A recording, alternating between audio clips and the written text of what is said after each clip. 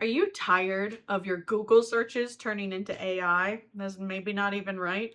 I just learned that if you put dash AI after whatever you're searching, it doesn't do the Gemini summary. Sometimes you just don't want the AI. You need the truth. Go try it.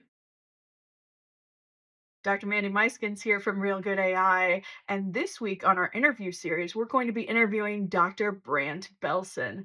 Now, you might not know his name yet, but I think there's a good chance you've seen some of his machine learning AI stuff, or at least heard about it. So he has a PhD from Princeton, but he's worked for so many interesting startups in the Bay Area. I think he's going to have a lot to say, and we're going to learn a lot from him. So hope you enjoy and see you there. You might be doing all your fancy modeling absolutely correctly, but still getting the wrong answer because you're making a silly mistake. I'm Dr. Mandy Myskins, and let's talk about normalization.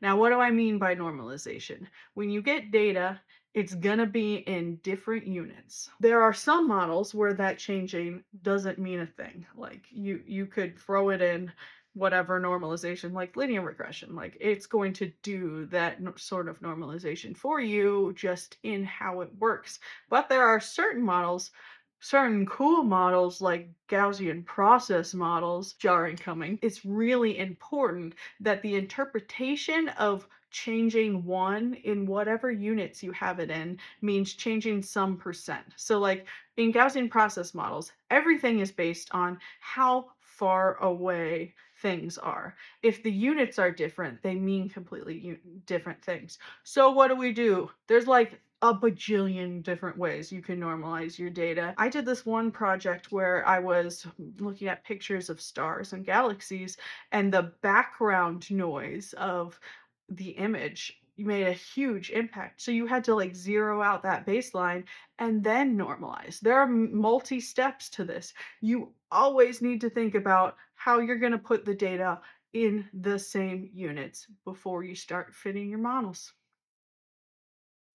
Have you heard about this Clair Obscur Game Awards AI controversy? I'm Dr. Mandy Myskins, and let's talk about it. Now, you can go ahead and read more details if you're interested, but basically, what this controversy brings up is AI in video games and how it should be used and how it shouldn't be used.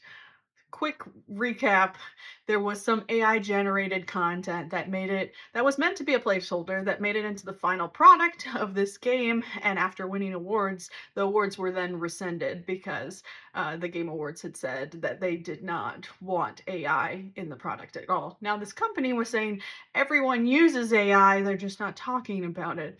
Now I'm really glad that we have the real rating because we have the vocabulary to talk about the differences in impact based on your 0 to 5 rating. Now, particularly once content actually is making it into the final product that is AI generated, that's at least a 3 on our scale. And possibly higher, depended on how much AI there is or how important that AI is to the final product. And I do think it is a little unfair for the Game Awards to say no AI, period, because any AI used in business practices, otherwise as part of that development, even if it doesn't make it in or isn't even related to the art at all, if it's related to writing emails, that should be cited, and that is using AI. So I'm glad that we can talk and have these conversations now, and so hopefully in the future they'll adopt our rating system and say no threes, only twos or lower. What do you think on this controversy? What do you think on our rating scale?